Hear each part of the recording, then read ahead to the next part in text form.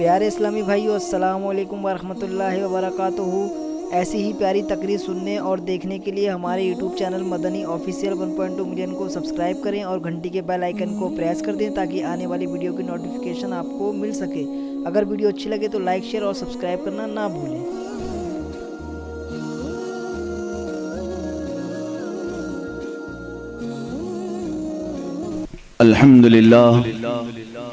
الحمد لله الحنان المنان الذي خلق الإنسان وعلمه البيان، والصلاة والسلام على رسوله سيد الإنس والجان وعلى آله وأصحابه ذوي الخير والإحسان، أما بعد فأعوذ بالله من الشيطان الرجيم، بسم الله الرحمن الرحيم۔ محمد رسول الله والذين معه أشداء على الكفار رحماء بينهم، تراهم ركعا سجدا يبتغون فضلا من الله ورضوانا۔ صدق الله مولانا العظيم وبلغنا رسوله النبي الأمين المتين المختار الكريم، ونحن على ذلك لمن الشاهدين والشاكرين والحمد لله رب العالمين۔ بارگاہ رسالت معاب صلی اللہ تعالی علیہ وسلم میں درود پاک کا ہدیہ پیش کریں۔ اللہم صلی علی سیدنا و مولانا محمد معدن الجود والکرم وآلہ واصحابہ الکرام وابنہ الکریم وبارک وسلم صلاة دائمة سرمدا ابدا۔ عزیزان گرامی وقار، مجالس اب اپنے اختتامی مرحلوں تک پہنچ رہی ہیں۔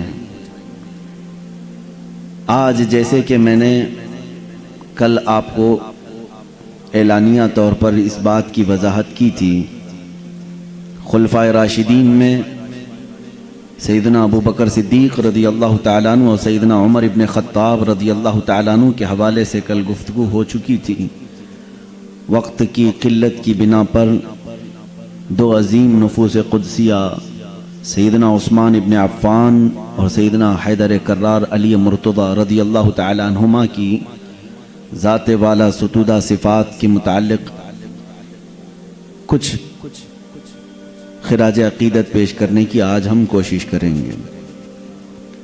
عزیزان گرامی، سب سے پہلی بات یہ سمجھ کر کے چلیں، ہماری شریعت جو چل رہی ہے وہ رسول کریم صلی اللہ تعالیٰ علیہ وسلم کی احادیث ہیں اور قرآن عظیم ہے۔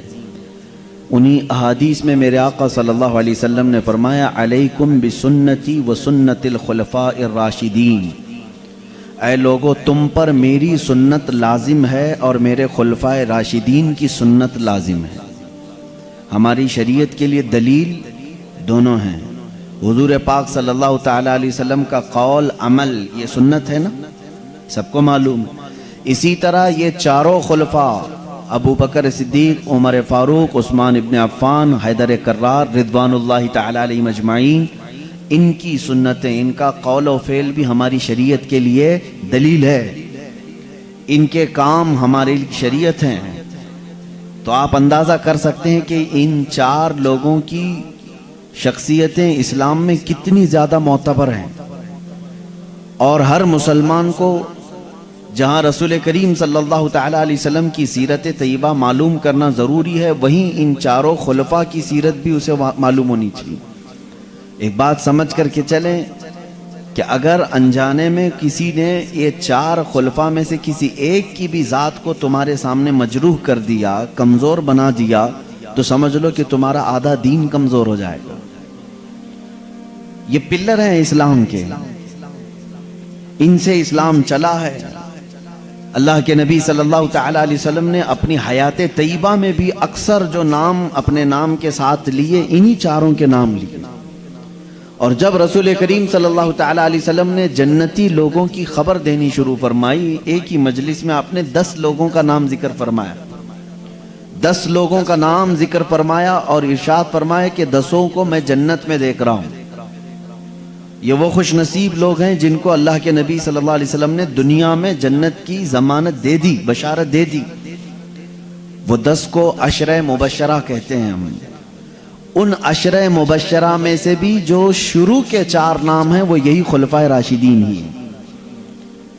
حضور اکرم صلی اللہ علیہ وسلم کی حدیث یوں ہے، ارشاد فرماتے ہیں، ابو بکر فی الجنہ، عمر فی الجنہ، عثمان فی الجنہ، علی فی الجنہ، طلحہ فی الجنہ، زبیر فی الجنہ، سعید فی الجنہ، ابو عبیدہ فی الجنہ، زید فی الجنہ، سعد فی الجنہ، عبد الرحمن ابن عوف فی الجنہ۔ یہ عشرہ مبشرہ ہیں جن کو حضور صلی اللہ تعالیٰ علیہ وسلم نے ایک ہی بیان میں فرمایا تھا کہ یہ 10 لوگ جنت میں ہیں، یہ 10 لوگ جنت میں ہیں۔ حضرت ابو بکر صدیق رضی اللہ تعالیٰ عنہ سے لے کر باقی تمام کے نام اس میں آئے ہیں۔ میرے عزیزو، خلفائے راشدین کا دور اسلام کا سنہرا دور ہے، سنہرا دور ہے، اور ان کے دور کی مثالیں آج پوری دنیا یاد رکھتی ہے۔ اب اس کو ایک اور حدیث پاک سے میں یوں بتا دوں، حضور اکرم صلی اللہ تعالیٰ علیہ وسلم نے ارشاد فرمایا کہ میرے بعد خلافت 30 سال تک چلے گی، میرے بعد خلافت 30 سال تک چلے گی۔ الخلافت بعدی 30 عاما، حضور اکرم صلی اللہ علیہ وسلم نے فرمایا میرے بعد خلافت 30 سال چلے گی۔ وہ غیب داں رسول صلی اللہ علیہ وسلم نے کیسے بیان فرمایا؟ خلافت جو ہے حضور صلی اللہ تعالیٰ علیہ وسلم کے ہی نہج پر، آپ ہی کے طریقے پر حکومت قائم کرنے کو کہتے ہیں۔ خلافت الیکشن سے یا کسی طرح سے زور زبردستی جنگ سے کرسی کو حاصل کرنے کا نام نہیں ہے۔ خلافت علی منہاج النبوہ، رسول کریم صلی اللہ تعالیٰ علیہ وسلم کی شریعت کے عین مطابق کرسی کو قائم کرنا، اسی کو کیا کہتے ہیں؟ خلافت۔ اور حضور اکرم صلی اللہ علیہ وسلم نے اپنی زندگی پاک میں ہی یہ فرما دیا تھا میرے بعد خلافت 30 سال چلے گی، اس کے بعد پھر بادشاہت آ جائے گی۔ اس کے بعد کیا آئے گی؟ بادشاہت۔ بادشاہت میں ہوتا یہ ہے کہ عام لوگوں کو رائے دینے کا حق نہیں ہوتا۔ جو امپائر ہوتے ہیں یا رولر ہوتے ہیں، جیسے آج بھی بادشاہت ہے، سعودی میں ہے اور یو اے ای میں ہے، اور بہت سارے ایسی جگہ ہیں جہاں پر بادشاہت چل رہی ہے، یہاں پر عوام الناس کی رائے کی کوئی اہمیت نہیں ہوتی۔ یہ جمہوریت میں ہوتی ہے جو ہم جس ملک میں ہیں، ڈیموکریسی۔ پوری کی پوری ڈیموکریسی اسلامی نہیں ہے، لیکن تقریباً ملتی جلتی ہے۔ اللہ کے نبی صلی اللہ علیہ وسلم نے بھی جو جمہوریت قائم فرمائی وہ اس طرح کہ خلیفہ منتخب ہوگا کس کی رائے پر؟ صحابہ کی رائے پر، تمام مسلمانوں کی رائے پر خلیفہ منتخب ہوگا۔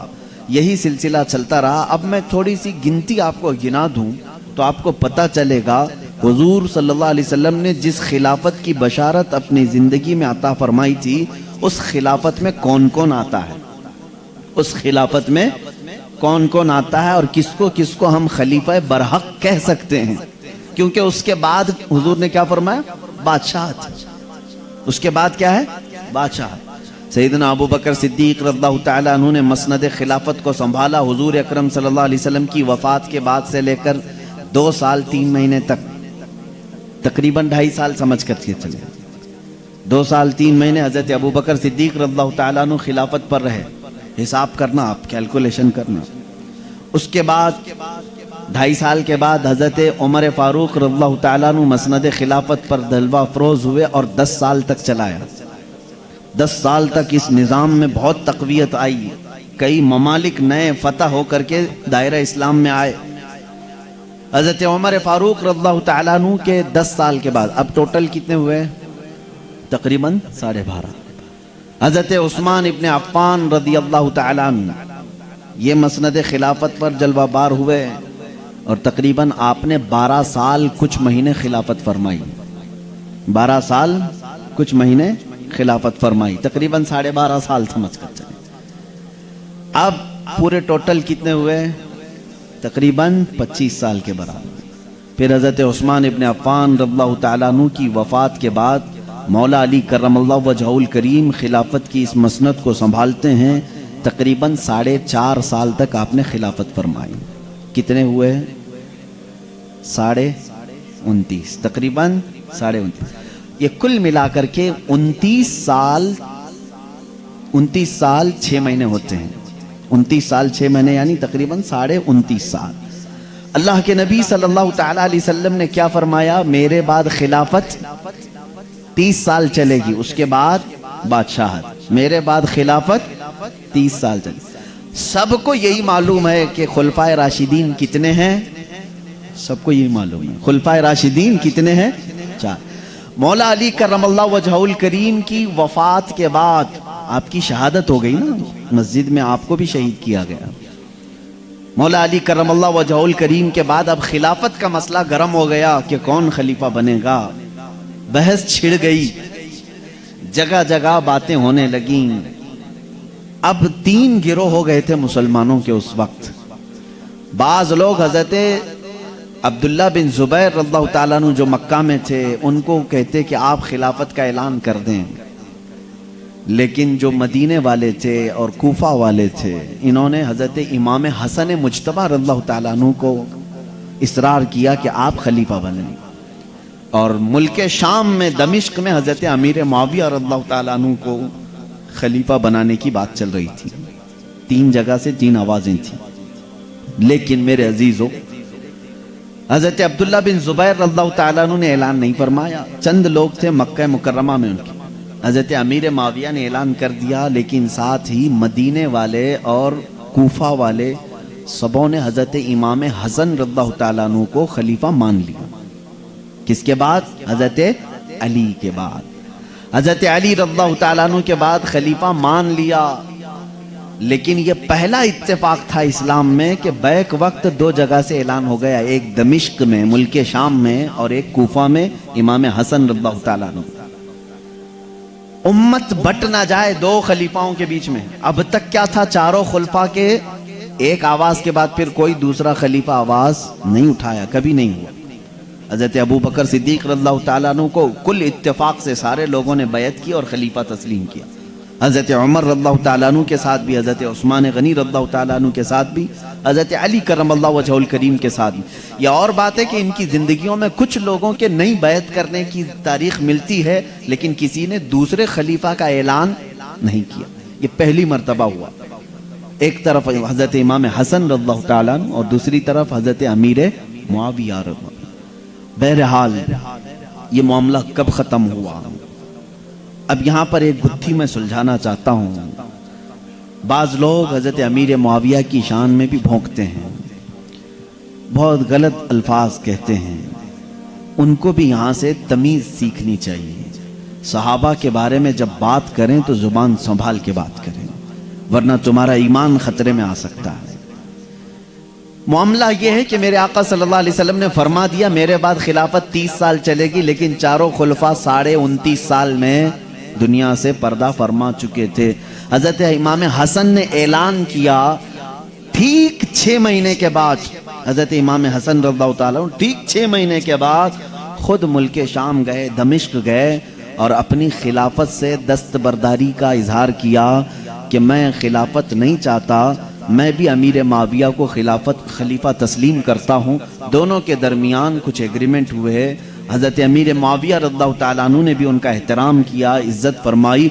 हर महीने इनके यहाँ वजीफ़ा भी जारी हुआ और इस तरह से ये सर्द जंग जो मुसलमानों के दरमियान में 2 जमातें ना हो जाएं, किसने ख़त्म किया? हज़रत इमाम हसन रज़ियल्लाहु ताला अन्हु ने ख़त्म किया।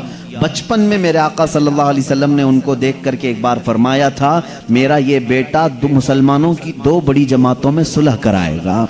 हज़रत इमाम हसन रज़ियल्लाहु ताला अन्हु ने वो सुलह फरमाई और अपनी खिलाफत से दस्तबरदारी का इजहार किया। और किसके हक में खिलाफत चली गई?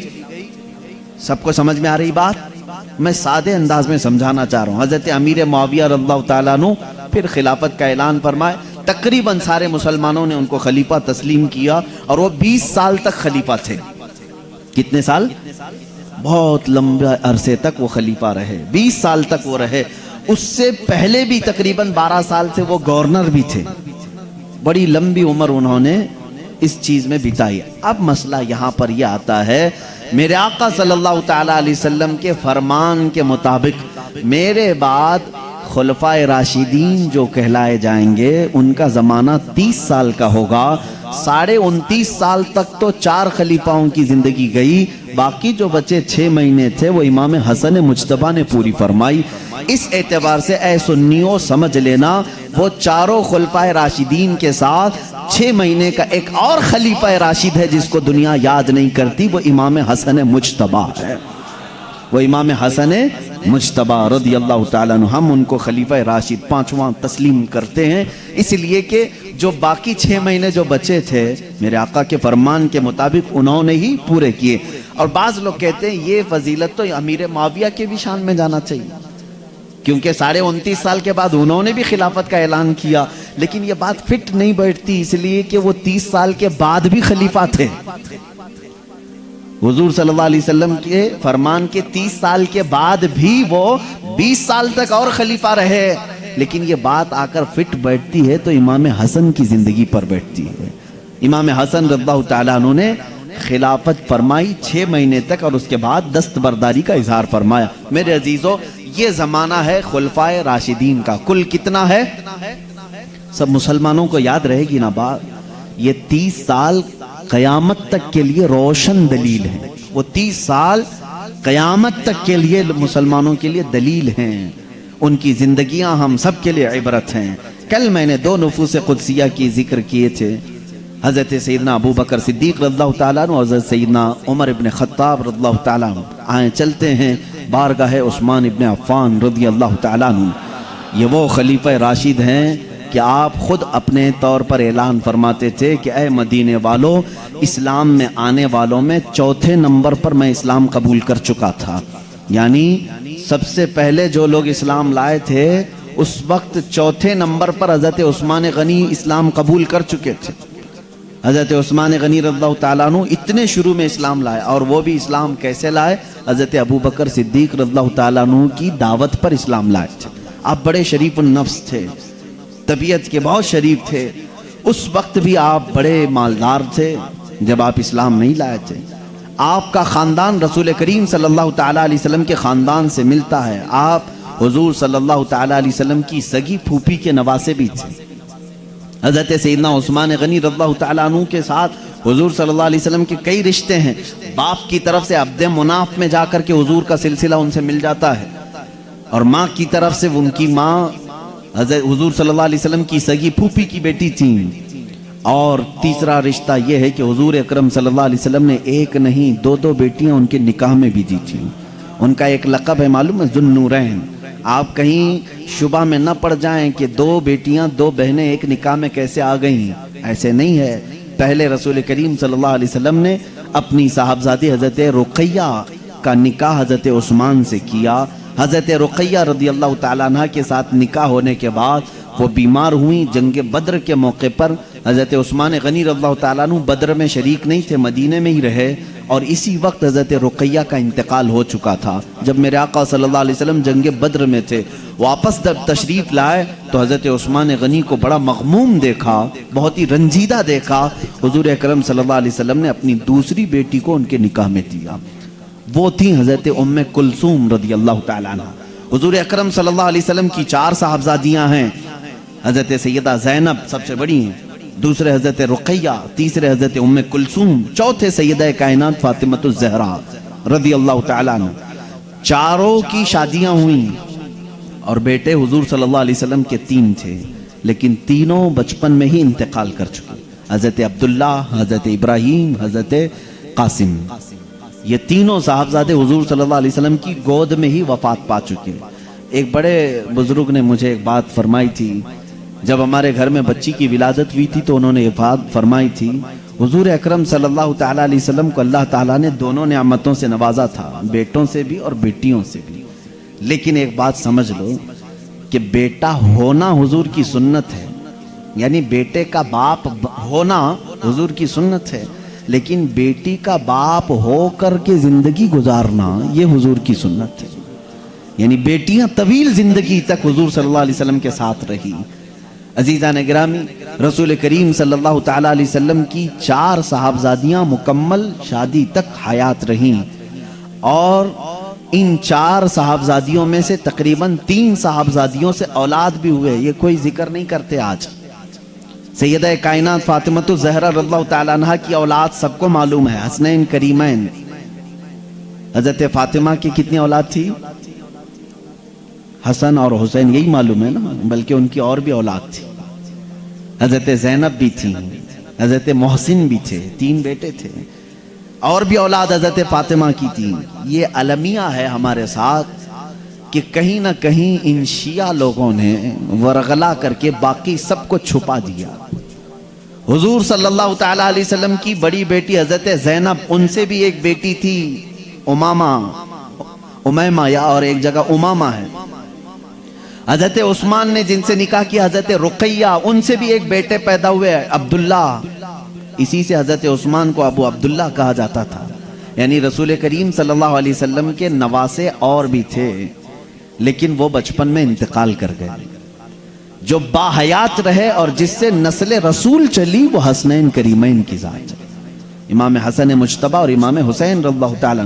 اس لیے ہم کثرت سے ان کا ذکر کرتے ہیں، ذکر کرنے میں کوئی عیب نہیں، لیکن میرا کہنا یہ ہے ان کے ساتھ رسول کریم صلی اللہ علیہ وسلم کی دوسری صاحبزادیوں کا بھی ذکر کیا جائے، حضور صلی اللہ علیہ وسلم کے دوسرے گھر والوں کا بھی ذکر کیا جائے، کیونکہ اہل بیت میں سب شامل ہیں۔ میرے آقا صلی اللہ علیہ وسلم کا پورا گھرانہ اہل بیت ہے۔ بہرحال یہ پھر میں کل ذکر کروں گا، اہل بیت کی جب بات آئے گی کہ اہل بیت کے کیا معاملات ہیں، اور ان کی محبت ہمارے لیے ایمان کا درجہ رکھتی ہے، بلکہ ان کی محبت میں جس کا انتقال ہو جائے اسے شہادت کی موت ہے، ہم ذکر کریں گے۔ لیکن آج ہم سیدنا عثمان غنی رضی اللہ تعالیٰ عنہ کی بارگاہ میں آئے ہیں۔ حضرت عثمان رضی اللہ تعالیٰ عنہ یہ وہ صحابی ہیں رسول کریم صلی اللہ تعالیٰ علیہ وسلم کے ہمراہ رہے۔ ان کے 2 لقب ہیں، ایک ذوالہجرتین ہے اور ایک ذوالنورین ہے، 2 نور والا اور 2 ہجرتوں والا۔ 2 نور والا اس لیے کہ حضور صلی اللہ علیہ وسلم کی 2 بیٹیاں جو نور ہی ہیں، وہ دونوں حضرت عثمان کے نکاح میں آئی، کیونکہ حضور صلی اللہ تعالیٰ علیہ وسلم کی اولاد کو بھی ہم کیا کہتے ہیں؟ وہ نور والے ہیں۔ امام اہل سنت نے نہیں فرمایا تیری نسل پاک میں ہے بچہ بچہ نور کا، تو ہے عین نور تیرا سب گھرانہ۔ ہمارا تو عقیدہ یہ ہے حضور صلی اللہ علیہ وسلم کے 2 نور کس کے گھر میں تھے؟ عثمان غنی رضی اللہ تعالیٰ عنہ کے 2 نور تھے۔ اتنا ہی نہیں، میرے آقا صلی اللہ علیہ وسلم کی حیات میں ہی ام کلثوم کا بھی انتقال ہوا، دوسری صاحبزادی حضور کی، وہ بھی انتقال کر گئی۔ لیکن جب تک حضور صلی اللہ علیہ وسلم کی چوتھی صاحبزادی سیدہ کائنات فاطمہ الزہرا رضی اللہ تعالیٰ عنہا مولا علی کرم اللہ وجہہ الکریم کے نکاح میں تھیں، حضور صلی اللہ علیہ وسلم فرماتے ہیں میری اگر ان کے علاوہ 40 بیٹیاں ہوتی تو یہ کے بعد دیگرے میں سب عثمان کے نکاح میں دینا پسند کرتا۔ حضرت عثمان غنی رضی اللہ تعالیٰ عنہ سے میرے آقا صلی اللہ علیہ وسلم کا وہ لگاؤ تھا۔ آپ کی زندگی کی بڑی تفصیلات ہیں، میں 2 چند باتیں ہی لے کر کے آپ کے سامنے آؤں گا۔ آپ کی سب سے بڑی پیاری جو عادت تھی، خصلت تھی، وہ یہ ہے کہ آپ حیا کے پیکر تھے۔ شرم و حیا اس قدر تھی، اللہ اکبر، جس کو خود میرے آقا صلی اللہ علیہ وسلم فرماتے ہیں۔ حضرت عائشہ صدیقہ رضی اللہ تعالیٰ عنہ اس حدیث کی راویہ ہیں، فرماتی ہیں کہ ایک بار میرے آقا صلی اللہ علیہ وسلم اپنے حجرے میں لیٹے ہوئے تھے، پیر لمبے تھے، تہبند حضور صلی اللہ علیہ وسلم جو پہنتے تھے لنگی شریف، وہ تھوڑا سا پنڈلیوں تک اوپر آئی تھی۔ اس اسنا میں سیدنا ابو بکر صدیق رضی اللہ تعالیٰ عنہ حجرے میں داخل ہوئے، حضور صلی اللہ علیہ وسلم بدستور لیٹے رہے۔ حضرت عمر فاروق رضی اللہ تعالیٰ عنہ پھر تھوڑی دیر کے بعد آئے کمرے میں، حضور صلی اللہ علیہ وسلم لیٹے رہے۔ حضرت عثمان جیسی کمرے میں آئے، حضور نے اپنی تہبند صحیح کر لی، غلط تو نہیں تھی لیکن پیر کو موڑ لیا اور تہبند کو آگے کھینچ لیا۔ حضرت عائشہ صدیقہ رضی اللہ تعالیٰ عنہ فرماتی ہیں جب یہ صاحب سب ملاقات کر کے، اور بھی دیگر صحابہ آئے، جب چلے گئے تو میں نے پوچھا رسول کریم صلی اللہ علیہ وسلم سے کیا آپ بدستور ایسے ہی لیٹے رہے؟ پہلے جو 2 صحابہ آئے، تیسرے میں حضرت عثمان آئے، تو آپ اپنے پیر کو موڑ لیتے ہیں اور اپنی تہبند کو کھینچ لیتے ہیں، ایسا کیوں کیا؟ سیدنا رسول کریم صلی اللہ تعالیٰ علیہ وسلم نے ارشاد فرمایا اے عائشہ، کیا میں اس سے حیا نہ کروں جس سے اللہ کے فرشتے بھی حیا کرتے ہیں؟ حیا عثمان کا مقام یہ ہے میرے عزیزو۔ سیدنا عثمان غنی رضی اللہ تعالیٰ عنہ کے متعلق میرے آقا صلی اللہ علیہ وسلم فرماتے ہیں اللہ کے فرشتے بھی عثمان سے حیا کرتے ہیں۔ یقیناً میرے آقا صلی اللہ علیہ وسلم کے صحابہ کی زندگیاں اگر ٹٹول کر کے دیکھو گے تو زندگی کا ایک ایک شعبہ ایک ایک زندگی سے مل ہی جائے گا۔ ہر صحابی کی زندگی میں کوئی نہ کوئی ایسی صفت تمہیں ملے گی جو ہماری پوری زندگیوں کا احاطہ کرتی ہے۔ اس حیا کا کیا کردار ہے؟ حیا سمجھتے ہیں نا؟ حیا دو طرح کی ہوتی ہے، ایک حیائے رحمانی ہے اور ایک حیائے شیطانی ہے۔ دونوں چیزیں سمجھ لو، حیائے رحمانی کیا ہے اور حیائے شیطانی کیا ہے۔ اگر گناہ کرنے سے تمہیں شرم آتی ہے، علل اعلان کچھ گندے کام کرنے سے تمہیں حیا آتی ہے، تو یہ حیائے رحمانی ہے، اچھی حیا ہے۔ لیکن نیکی کرنے سے اگر کسی کو شرم آتی ہے تو یہ حیائے شیطانی ہے۔ دو جگہ حیا آتی ہے نا۔ میاں آپ ٹوپی کیوں نہیں پہن رہے؟ ارے شرم آ رہی ہے۔ آپ داڑھی رکھنے میں کیوں پسو پیش کر رہے ہو؟ شرم آتی ہے، چار لوگوں کے ساتھ بیٹھنا رہتا ہے، ہمارے کام دھندے رہتے ہیں۔ یہ جو شرم ہے، یہ جو حیا ہے، اس کو حیائے شیطانی کہا جاتا ہے۔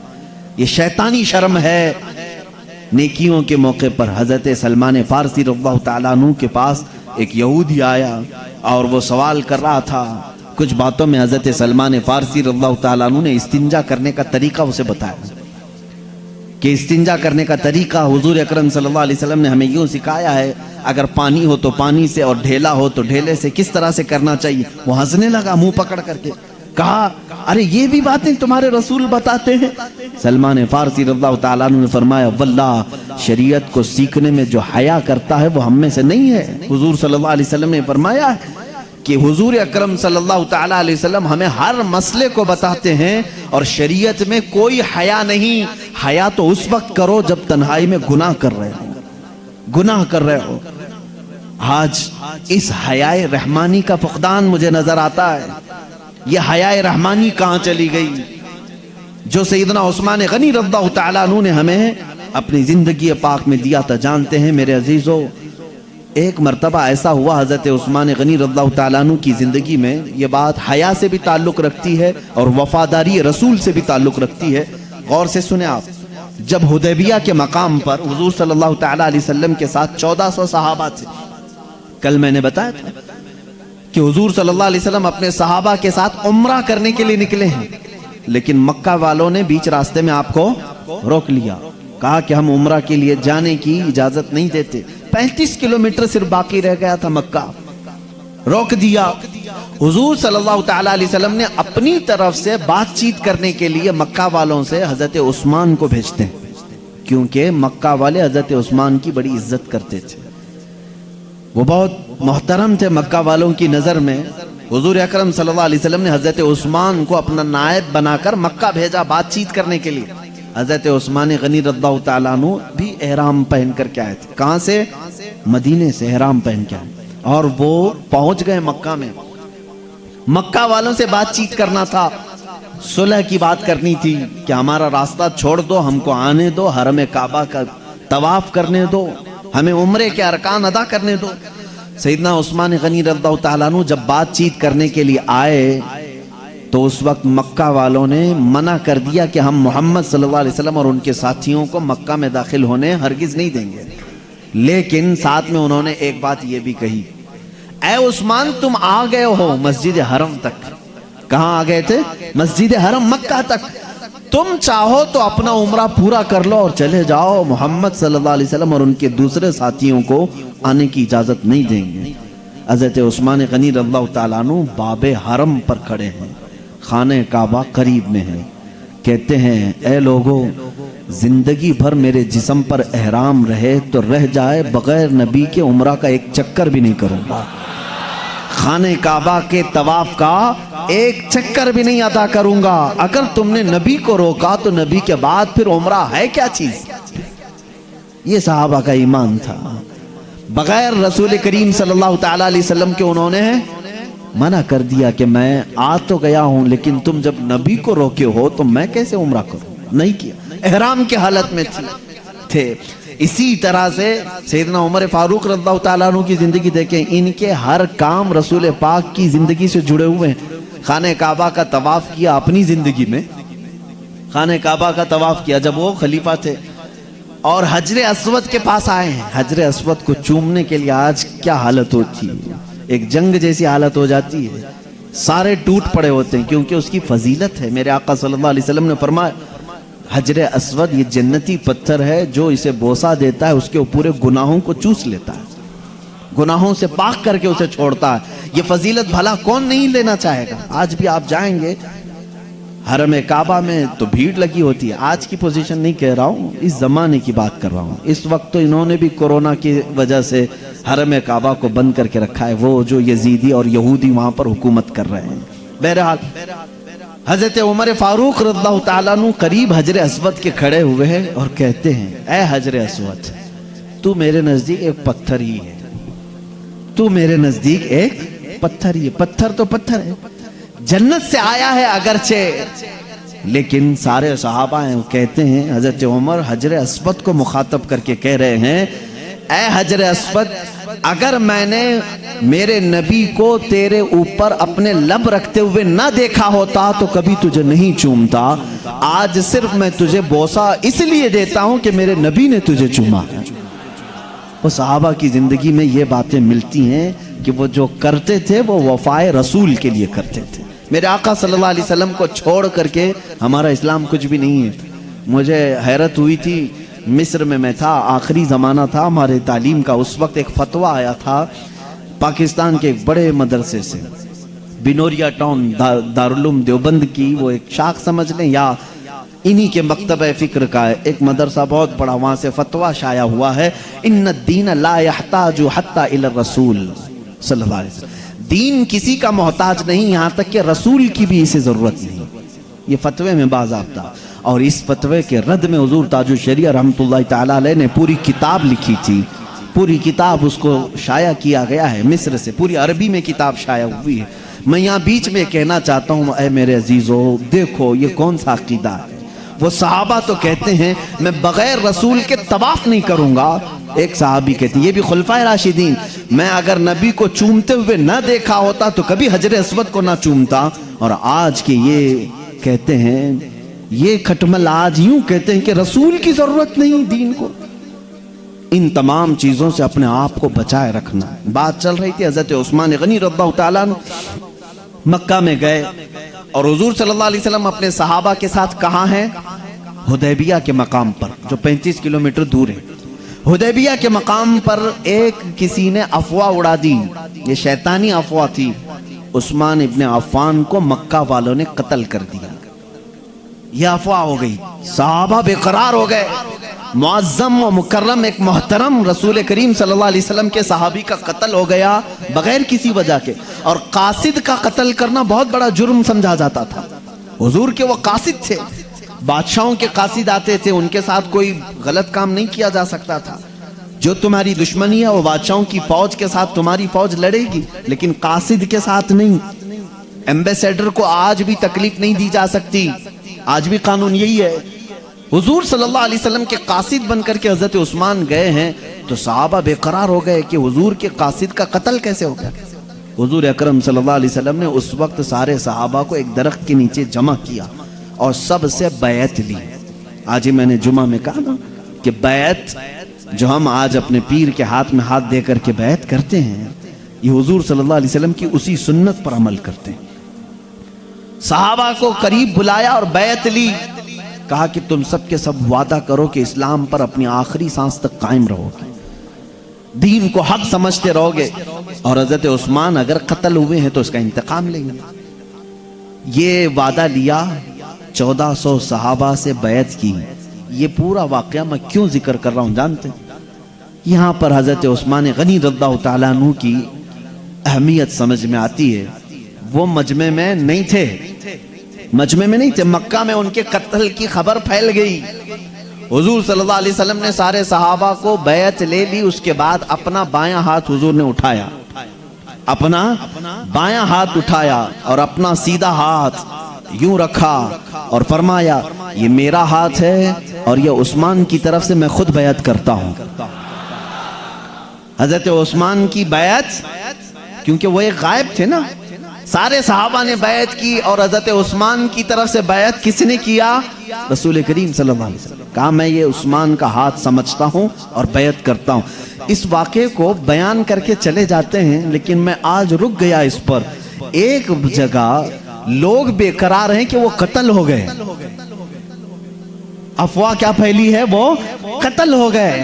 حضور صلی اللہ علیہ وسلم صحابہ سے کہہ بھی رہے ہیں کہ ان کا انتقام لیا جائے گا اگر وہ قتل ہو گئے، لیکن دوسری جگہ حضرت عثمان کے اس ہاتھ کو اپنا ہاتھ بنا کر کے بیعت بھی کر رہے ہیں۔ یہی رسول کریم کا علم غیب ہے، میرے آقا جانتے تھے عثمان کا قتل نہیں ہوا، وہ بحیات ہے مکہ میں، اور ہوا بھی ایسی ہی کہ شام نہ ہو پائی کہ حضرت عثمان غنی صحیح سلامت واپس آئے اور پھر اپنا ہاتھ رسول کریم صلی اللہ علیہ وسلم کے ہاتھ میں دیا اور بیعت کی۔ اب اس بیعت کا کہاں سے تذکرہ ہے؟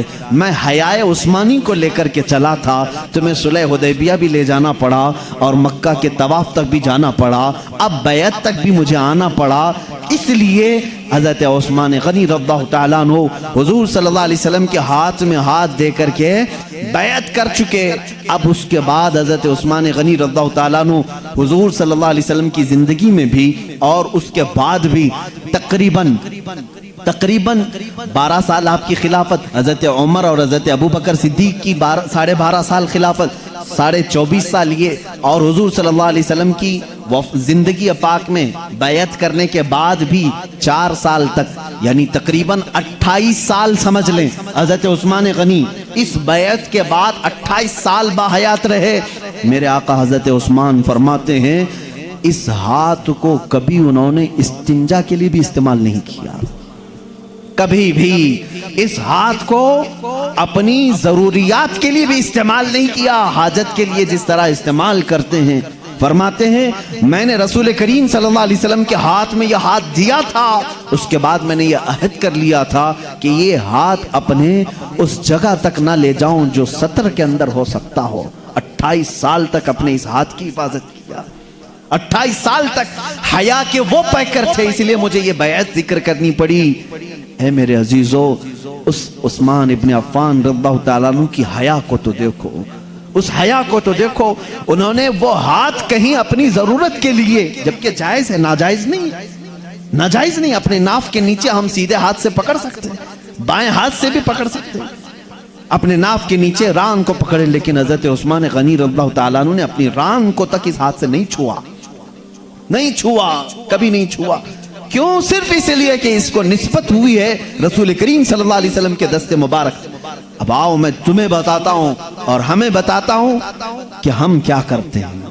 معلوم ہے آپ سب کو، اللہ رب العزت کے حبیب صلی اللہ علیہ وسلم فرماتے ہیں کسی بھی بندے کے چہرے کو عیب مت لگانا، کسی کے چہرے پر تھپڑ نہ مارنا، کسی کے چہرے کو نٹکا، کنکٹا، اندھا چہرے پر عیب نہ لگانا۔ پوچھا کیوں؟